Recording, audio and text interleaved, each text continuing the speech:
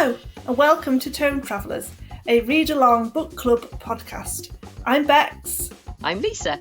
And I'm Cara. And this week, we are in Texas, but for the final time.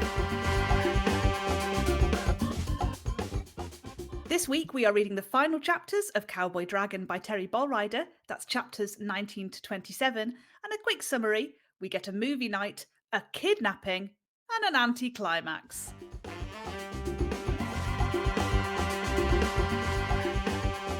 Okay, let's dive into it. Becks, what is your first talking point? So it has to be The Notebook. I know that this seems quite random, but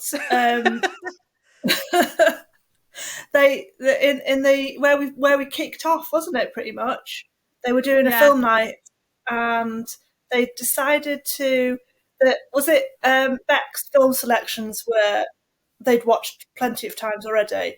And obviously, the only other suggestion was The Notebook, because why not? Well, absolutely. But also, Marion being not like other girls, of course the only DVDs she has are romantic comedies or romance films. Yeah, and her favourite film is The Notebook. Why? These Dragon Cowboys have been alive for how many years? And their DVD collection is pitifully small. Seriously, they experience no culture whatsoever. I don't believe that. And when they're watching it, their reactions to it are astonishing. Like, they say the most. Oh my god! I said last week the dragons are dramatic.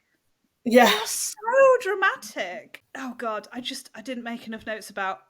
You could never make enough notes about what happened while they were watching this film. But they all cried. They learned things about human nature. Like, they've been alive for however long. There is a point where I think we discover that one of them actually knew Butch Cassidy. Yes. It's certainly insinuated, yes. They've known humans. And then all of a sudden, this one film, they're like, oh, we don't know anything about humans. And you're like, how can you not know anything about humans? They're very cut off, aren't they, and remote. They are, but whenever Harrison and even Becks, for example, have talked about humans, it's mostly in the negative. So it's all that they are, fragile, fickle creatures, not worth knowing, kind of useless. And then they watch this film, and it takes this film to open their minds and their hearts to the greater nuances of human nature. The Notebook!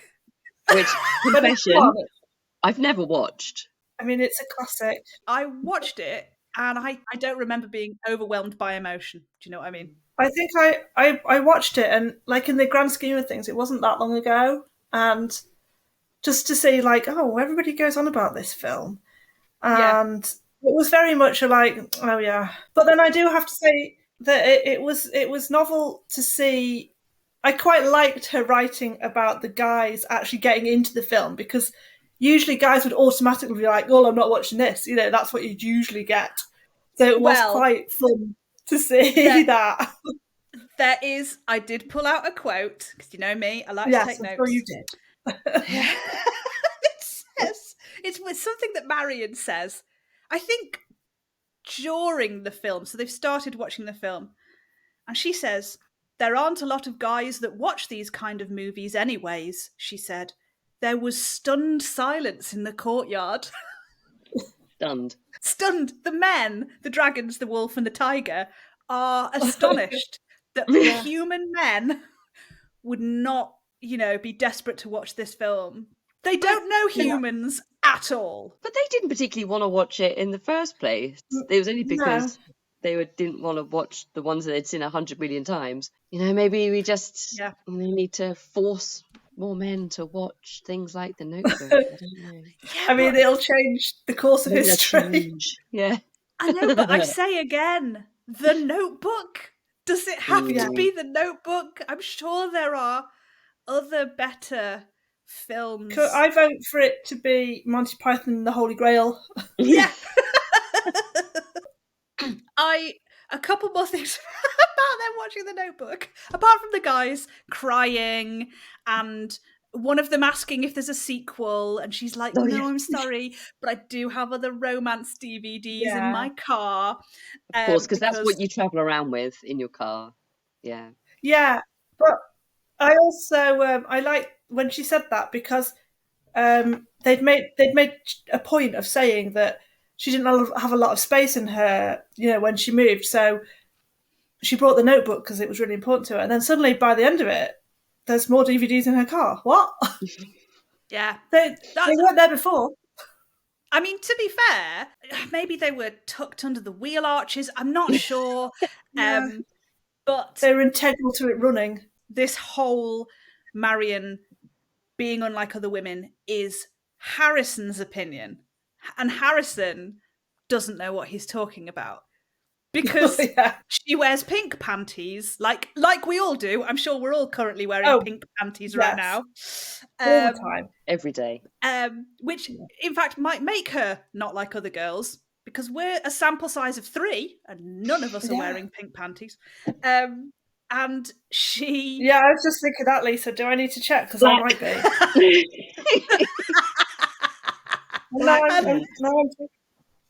Actually, mine are kind of purple. Mine are black. So, and she likes romance movies. She gets scared of snakes in the dark. I've forgotten what my point was, but basically Harrison doesn't know what women are like. And we all know it's because he's never had one around, because they die far too early and he doesn't want to put them in the pet cemetery out back.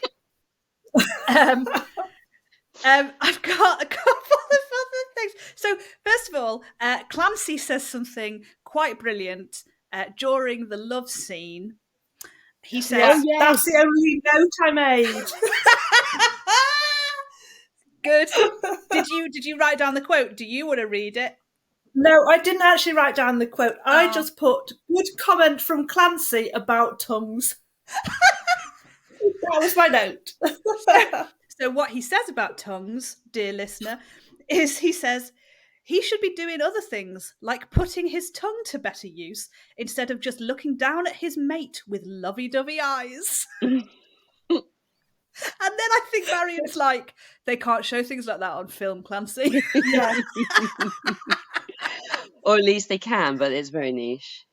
But also the Notebook brings up a couple of other moments where Harrison gets all, "You're not like other girls," to Marion. Marion says, "It's just a movie, I know that, but it's romantic." And he says, "And I love that about you." Well, what? She likes romantic things. What? That doesn't make her special. Yeah. Well, I don't see what the point he's making, but he thinks everything about her. Yeah, I think he just has serious case of rose-tinted glasses when it comes to Marion. It's embarrassing for him. They all do.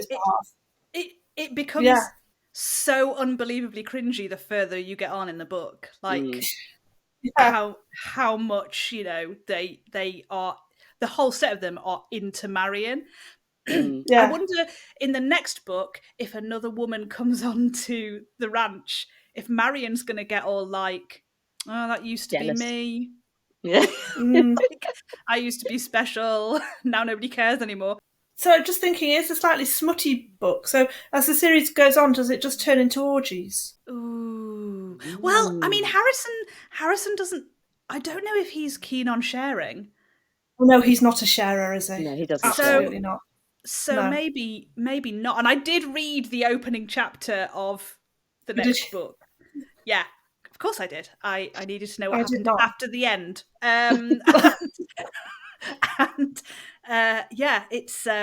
It's very dramatic. Because of course it is. Why wouldn't it be? It's way more dramatic than Marion's entrance. Beck is legitimately dying, and a woman finds him, and he's like. There's a point where they're talking about their silver talons, whatever the coin is that they have. Oh, yeah. And Beck's like, "I would never give it to anyone." First chapter of the next book, he gives it to someone. Oh, brilliant! Yes. So yeah, but one other thing that Harrison says in the Notebook scenario, which is yet another "you're incredibly special, Marion" moment. Once again, you have the ability to show a bunch of cowboys that think they've seen everything something they've never seen before.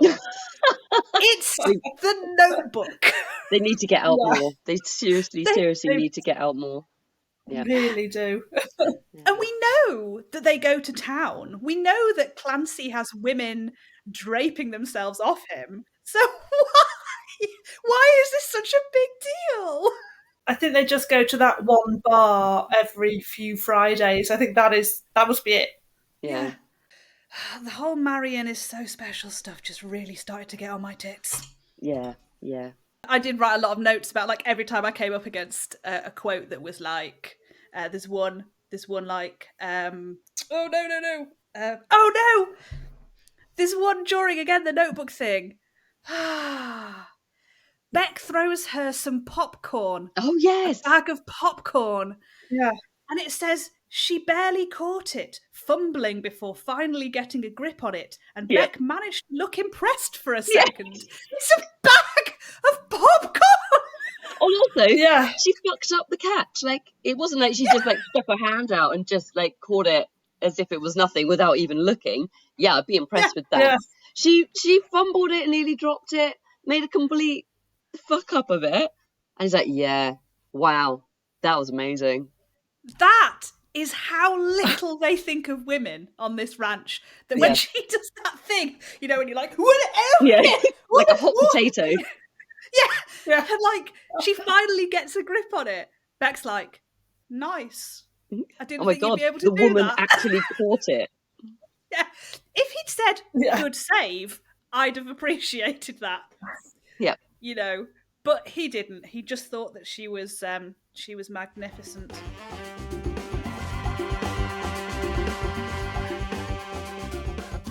Shall we move on to our next talking point? Yes. Yeah. My favourite. Yeah. Yeah. So obviously the next talking point had to be that Gary made a reappearance, which I was very happy about, as I'm sure we all were. Yes. Yeah. I did have to... So it's described as he's in the back of her car eating a cracker. Why are there bits of crackers in her clothing? Anyway. I didn't think about that. I mean, maybe he took it with him. Maybe he took it with him. Maybe he's got like a little satchel. He just stores random bits of food in. Little picnic. I could believe that. Yeah. So seriously, he's a resourceful chap. Is Gary? He just loves a picnic. But yeah, that's an excellent point. Like, yeah, that hadn't crossed my mind. Why are there crackers in her car? I mean, I guess we all need snacks for sure, but yeah, I don't know. Just thought that was a bit odd. Well, I mean, she was living in her car, kind of, wasn't she? So maybe there were random bits of cracker. Yeah, that's true. I'm done with this cracker now, and just throw it onto the back seat. Yeah, exactly. I would have liked it if he'd been eating the DVD of the Notebook. Just like looking Marion right in the eyes and just snapping it into. Yeah. This is what I thought of it. Yeah. This bullcrap. Invite me to movie night next time. Yeah. You bastard. Why? He would have loved all that popcorn. He'd have loved it. You know what he's angry about? He's angry that she didn't drop that bag of popcorn because he'd have had it. He'd have snapped that up. Absolutely. So he's pissed. He's pissed at Marion because she ruined his opportunity to eat popcorn. Of course, when Gary comes back, it's when Marion's car has broken down again. She is fleeing the ranch because her and Harrison have had a miscommunication. And they've done that thing that always, it's the point of romantic comedies that I always hate, where they have the fake falling out. Worst. It's like the enforced falling out so that they can make up. And it's usually such bullshit. And this one is bullshit. Just talk to one another. Jesus. Yeah. But also Harrison and his red flags are flying high as ever. I mean, the possessive jealousy is just like, oh, no, I'm out. Yeah. It's terrifying at this point, and I think later on when they've discussed the whole being mates thing and he's told her about it, he says, just so you know, once we're mated, I'm gonna be even worse. And she's like, yay! I'm like, Yeah. worse? What? Yeah. She's going to regret that once the lust wears off. Oh, Yeah. yeah. That was actually quite annoying. I did find that quite irritating, and but also like, you're grown ups. Like, why? Okay, so he's gone off in a bit of a huff. Why is your response to get into a car and just leave? Why would you not go and knock on and say, look, can we just talk about this? I think you might have got the wrong end of the stick. Can I explain where I'm coming from? No. Yeah. Because that doesn't make for a good story. No, it doesn't, does it? Well, it would make for a better story in my mind, because I hate the enforced falling out. Yes. But what you do is you knock on the door and you say to him, have you eaten? Because I haven't, and I think we're both hangry. Yeah, absolutely. It's some brilliant advice. Do you want a cracker? Do you want a cracker? I've got a shit ton in my car. Some in my car. You will have to fight Gary for them. Yeah. Gary wanders in with a little tray like a little waiter. Yeah. Crackers, monsieur. Half-eaten crackers. Yeah, I think as well. What I felt bad about was when Harrison first decides that he's going to have, I think he's going to have the conversation about like how much he loves her and wants her to stay forever. That's how it starts. He's going to have that conversation with her. Yeah. And then she's going to the barn to get something because she's going out to help Clancy do something. They have this conversation and then she never goes to help Clancy. And I was mainly just going, is Clancy just sitting in a truck somewhere going, for fuck's sake, when is she coming? I reckon he probably would have just gone, they're probably fucking somewhere. I'll just get cracking. Yeah. They are about it again. Definitely. Yeah. So Harrison walks off in a huff and Marion drives off in a huff, which is such a good thing to do because Harrison's concern is that she's going to go to San Marino, San Pedro, San Jose, San Antonio. San Antonio? San Antonio, yeah, that's the one. Far away. San Antonio. And so she's like, but I'm not going to go there. I was never going to go there. So I will prove to him my commitment to this relationship by driving off, even though she wasn't going to go to San Antonio. I don't know where she was planning on heading. So he will think you've gone to San Antonio. To be fair, we don't know how old Marion is. There's no indication as to how old she is. If I don't know somebody's age, I always assume they're my age. Oh, I was placing her in like early mid-20s maximum. Right. I think I was between the pair of you. I think I was thinking maybe late 20s, maybe early 30s at a push, but probably 20s. Yeah, young. Yeah. Okay, well, if it's before 25, her brain hasn't fully developed. She's in an age where she could date Leonardo DiCaprio. We can't judge her for anything. But she's driven off. Her car breaks down, and she's like, God damn it. She's got to, hope that someone comes to rescue her again. And I did like that she checked for a spare. I was like, change your own damn tyre, girl. And she did check, and that was also flat. So I was like, well, good on you for that. Yeah.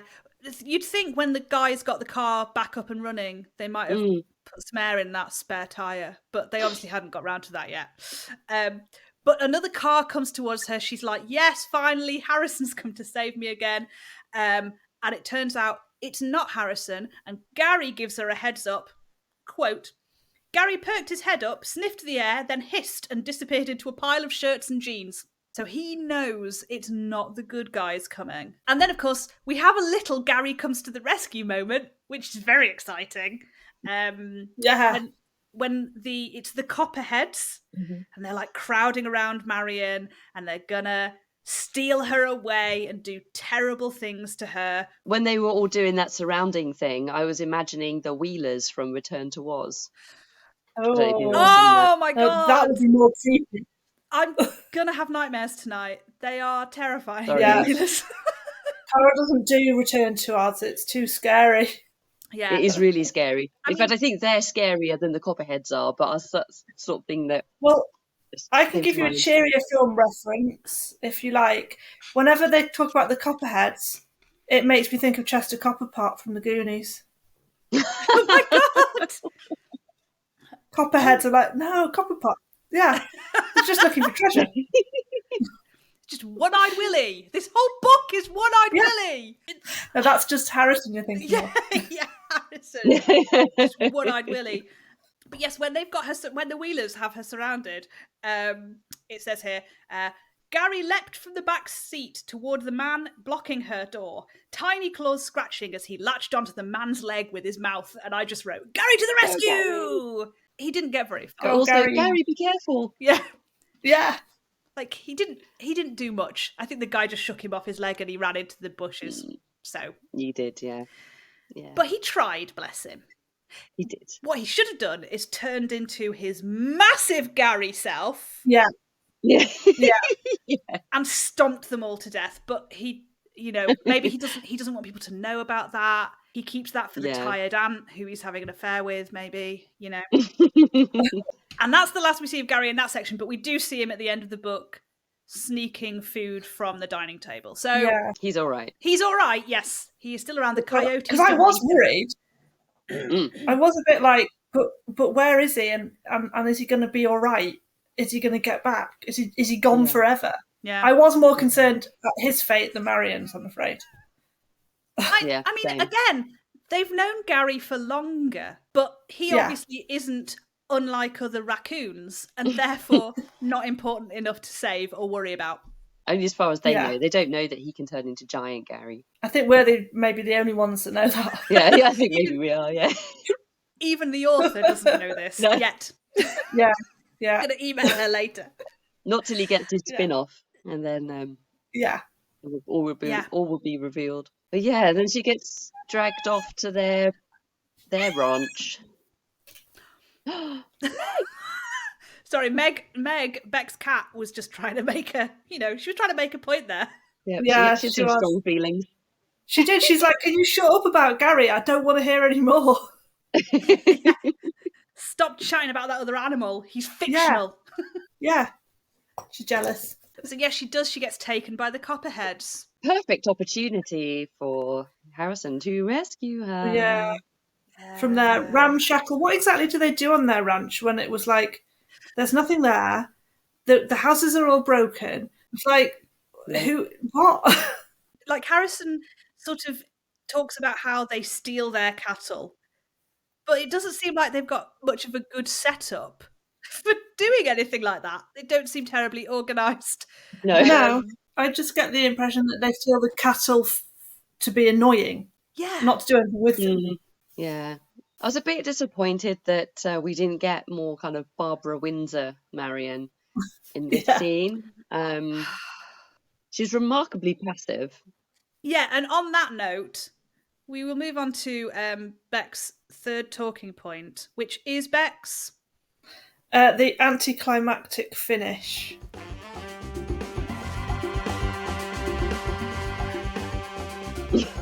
Yeah, which basically starts from post-notebook scene. All of the rest of it.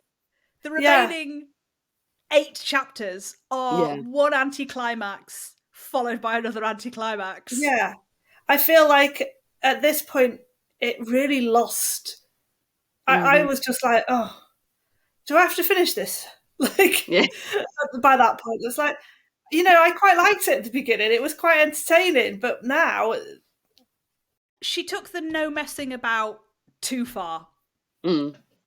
Because the speed of the plot and the speed of, the character development was just too much. And so there wasn't any time to deal with any of the things that she'd brought up in the past. Yeah. And so the first anticlimax is Marion being taken by the Copperheads. Their leader is not around.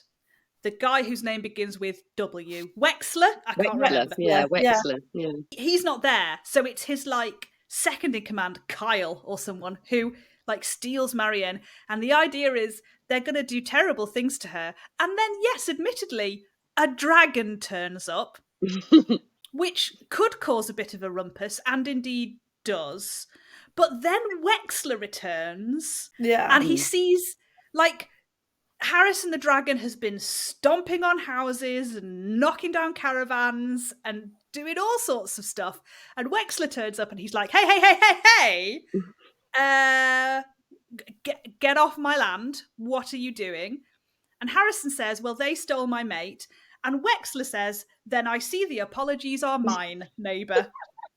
And it's all resolved. If only Harrison and Marion's stupid fake argument could have been solved as quickly. Yeah. It's like, oh, okay. Next. Yeah. Yeah. I mean, I'm not saying I want bad things to happen to Marion. No. But give us some genuine ironic. Jeopardy. Yes. The lack of jeopardy is terrifying, and I feel like it's ironic that for a book about dragons there is so little to get your teeth into. Well, yeah, but this is where, I mean, I know I'm like jumping ahead to right at the end probably, but the massive, obviously, the big anticlimax was like when he was like, oh well, so he told her that the big bad was a basilisk, just mentioned in passing, of course, and then by the end it was like, that wasn't even a thing anymore. Yeah. There was no rain and everything was fine. Yeah. Honestly, is that what we're doing here? Yeah, and also the mention of a basilisk is just as if like, oh yeah, and that. And like, Marion has no reaction to it whatsoever either. No. It's like, okay. No, she is very accepting of the dragon situation. Just the whole thing. She's very passive about everything. And it says it says, now that they'd soon be mated and he'd be keeping his eye on her at all hours of the day, the problem suddenly didn't seem as big as it had been when their future had been uncertain. Well, good for you. There still might be massive basilisks. Yeah. But also, keeping an eye on her every hour of the day. Red flag. Just his beady little eyes. There's going to be bugger all work done on this ranch because he's just going to be trailing around her, or maybe just, I don't know, tying her to a chair and just staring at her. Yeah.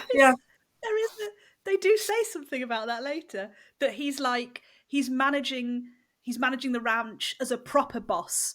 He finds time to do everything that he needs to do and also has time for Marion. And I was just like, so he's delegating. Yeah. And that seems like that's fine.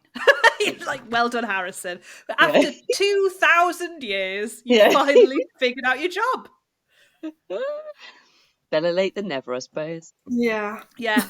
And then at the very end, we do have the rain had let up, so Harrison's worries about the weather had diminished also. And I wanted to throw the book across the room.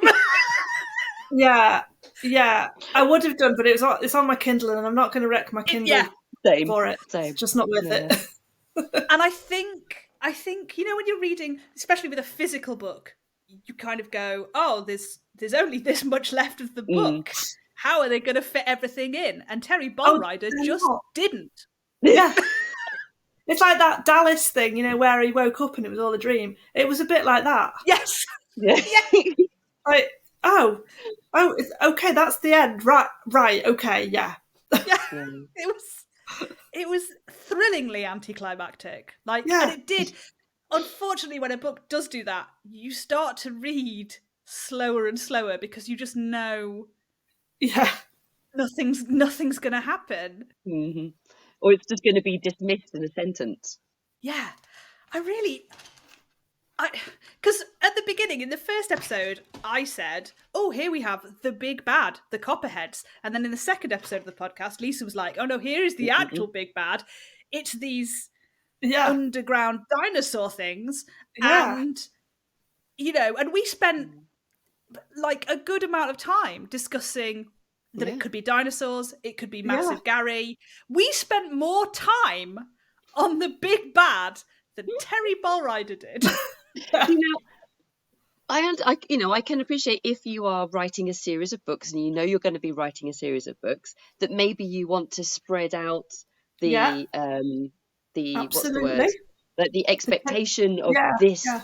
You've got the copperheads, which are providing your sort of your immediate antagonism, but then you've got this bigger thing that can build and build and build across all of the books. But that's just been I assumed that if they didn't turn up in this one, it would feed into the next 4. And I mean, it might, because in the first chapter of the next one, Beck, it's raining heavily and he has been attacked and fatally wounded. So I do think that's probably a basilisk. But again, it's right at the beginning of the book. So I imagine that he gets fixed and heals, and then we probably never hear about a basilisk again. That's my assumption. The weather dries up and everybody is happy. Yes. Yeah. Now, when Marion, just going back to the anticlimax of Marion's kidnapping, just to say that Harrison says, "You all deserve to die for even touching a woman as strong and beautiful as this." Harrison, get over it! Oh, that was just terrific. Like, any other woman you would have been fine. Yeah. But not this one. Yeah. Weak, ugly women, do what you like. Do what you damn well like. This strong, beautiful one, hands off. Yeah. And there's a point where after that she does ride the dragon. Now, in this book, that sounds like a euphemism. Not a euphemism, yeah. Literally ride the dragon, and he can turn invisible, and he's flying through the clouds, and he decides not to turn invisible because he thinks it's nice for Marion to be able to see what she's sitting on. And I think that's a good idea, because if I was sitting on the back of a dragon and then it vanished and I was just floating through the air, I would be terrified. I don't know what would look weirder, seeing somebody flying past on a dragon, or seeing someone fly past in a seated position with nothing there, like no nothing. What would look weirder? That would be hilarious. All I can picture now is that drunk guy in the snowman when the snowman is flying past, I don't know, the cruise ship or whatever, and the guy is drunk and he's like, and he does a brilliant, like a double take. It was just Marion gripping onto the neck of a dragon with her thighs in some kind of shitting position. Just giving a little wave as she goes past. Going pointing down and going, "There's a dragon! Honestly, there's a dragon!" But she does there are points about where I think maybe when they've just landed or what she's thinking when she's on the dragon, there are 2 quotes. "Those worries kind of fly away," and "I think I can take the heat." And I was just like, dragon puns. Grown. That's all I'm here for, really. I was expecting the book to have more of them. I've just seen a note, just a very side note. There's a point where Harrison and Beck get into a little bit of a fight, and Harrison punches Beck, and it says he then straightened his shirt. So all I can imagine is that again that he punched him and it just went, because as we know, Harrison's shirts are not good.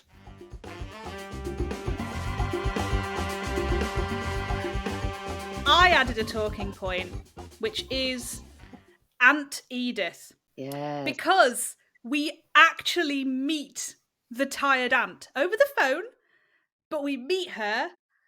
I was so excited that she had a name. And then we discovered that she was a bitch. Yeah. Yeah, absolutely. I was really disappointed. She was very tired, though. she was such a bitch because she's like, what have you been doing with your time? And and I wanted you to move in with me and my daughter, but we didn't have the space, but now we do because she's married this guy who, by the way, insisted that you come and live with us when he saw your picture. Yeah, oh my God, that was horrific. That was like, oh God. Like, that was so... I mean, we talk about Harrison's red flags, but that is another level. And Edith is pimping her needs out. Yeah, so maybe we won't be writing that rebuttal novel from the tired dad's point of view, because it turns out she's not very nice. Yeah, she should have just said that, shouldn't she? Sort of going about how tired she was. Like, you know what? She was a bitch. We might have had some sympathy then. Yeah. And it sounded like Aunt Edith had sort of manifested the way that Marion thinks about men, because Aunt Edith was always bitching about Marion's dad, which you can kind of understand. He dumped his child on her. But she's very, very down on men, apart from obviously this guy who wants Marion to live with them now that he's seen her photograph. Yeah, because he's a good guy. Yeah. Oh, no. Percy. His name's Percy as well. Oh, that's a red flag. I don't even remember that. I must have blocked that out. I wrote it down. I wrote Percy equals big ick. Yeah. Percy the pimp. That works, doesn't it? Yeah, maybe he wants Marion there so that he can pimp her out.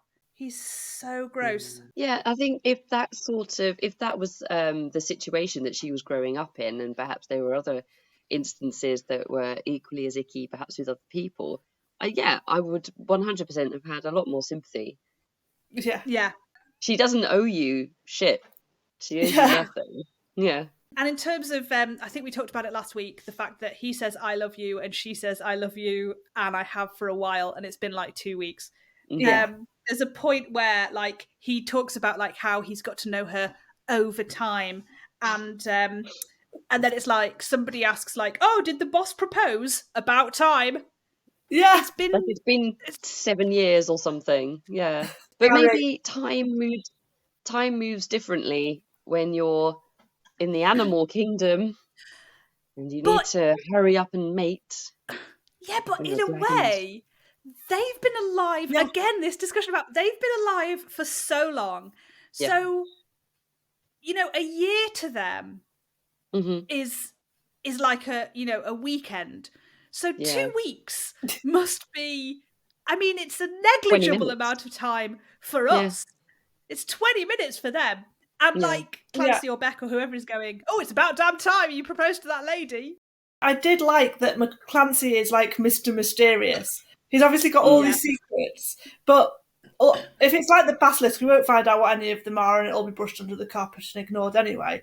But when he said to Harrison about when you mate, there's something about when you mate and like you share your life, or something like that, and like Harrison didn't know this. It's like, what? This has never come up before. You've been together for how many years, and you've never talked about this? Yeah, like does that happen? And then he tells Marion, and Marion's like, yeah, whatever. Yeah. Like, I just let life happen to me, so whatever. It's because I'm not like other girls. Yeah. You're gonna live as long as he does. Like, how does the aging process work for you? I would have so many questions. Yeah. There's so many regrets she's going to have once the lust wears off, really. It's going to be embarrassing. And what about their children? They're going to be half dragon, half human. Like, what happens there? Oh, now I'm just picturing the donkey dragons from Shrek. I have questions. I have many questions, none of which are ever going to be answered. No, and this book is very anti-questions, this book. Yeah. It's just, the book is very much like Marion's experience of life. Like, just let it happen to you. Yeah. And don't ask about anything. Just Yeah. I did also enjoy mystery Clancy, but I do think that when we get to Clancy's book, we might actually find out what's going on, and it will be a big mystery, and it will be a big surprise, and it will be like a big reveal, and everyone around him will go, okay, and they'll move on. Let's hope some of the other, female protagonists in future books are going to have a bit more agency and a bit more character. I think you're asking for a bit much there, to be honest. I mean, she does turn these books out at a rate. And I was like, wow, she must have like a wall of like storyboarding or like, the sort of plot line of everything written out. And then I realised the plot line of each book is probably one post-it. Yeah. Like dragon meets woman, minor inconveniences happen. Yeah, big stuff is hinted at and then ignored. Yeah. And we all live happily ever after at the end.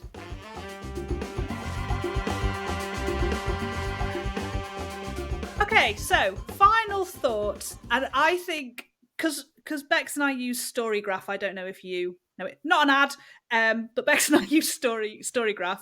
And you can give books a mark out of 5, but you can do it in quarter percentages. Okay. Which we really, really like, because there's too many books that we were giving like 3.5 to, and then we were like, oh, we can now give it 3.75. It makes all the difference, really. It does. Yeah. So just what would be your rating for this book, Becks? What did you give it? I'm going to have to look it up because I cannot remember. Let's see. I mean, I think I was... because I did enjoy the beginning of it, I gave it 3. And, 3 is quite low for me, isn't it? Because I do like to overrate all my books. So. I gave it 2.75 because, again, I enjoyed the beginning, but it just got too cringy towards the end with all of the, Marion is the strongest, most capable, smartest human I've ever met. Like, where is the evidence for this? There is none. I want a scientific study, peer-reviewed, please. Yeah. Yes. So Lisa, what would your mark out of 5 be for this book?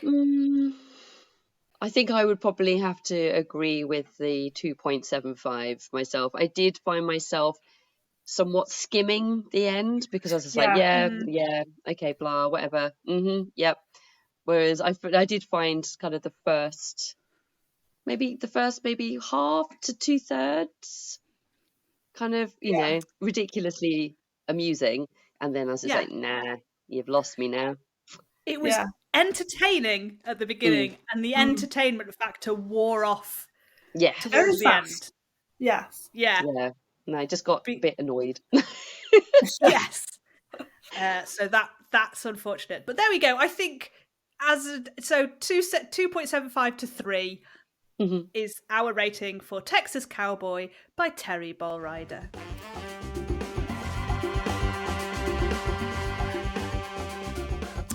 And now let's just quickly say that the next book we're going to read is Rivers of London by Ben Aronovich, and I hope I'm pronouncing that correctly. This is much longer than Texas Cowboy. And a very different feel, tone, everything. Yeah. Very different. It's not shapeshifter porn, so that's it's a pity. But I'm sure it'll be special in its own way. Fingers crossed for some character development. Woo. Oh, character development. Can you imagine? I've forgotten what that's like. So if you want to join us on our Discord, we will put the link in the show notes. And if you want to follow us on the old Insta or the old TikTok, where all the kids are at, then yes, it is at Tome Travellers. So come and join us. Come travel with us. Yeah. Come travel with us. Next time we will be in London, where Lisa is. London. Yeah. Lisa's not travelling. She'd had enough of travelling, so we thought we'd do one in London for her. Yeah. Lisa lives on a mode of transportation and is not travelling. Lisa lives on a boat, but will not be going anywhere.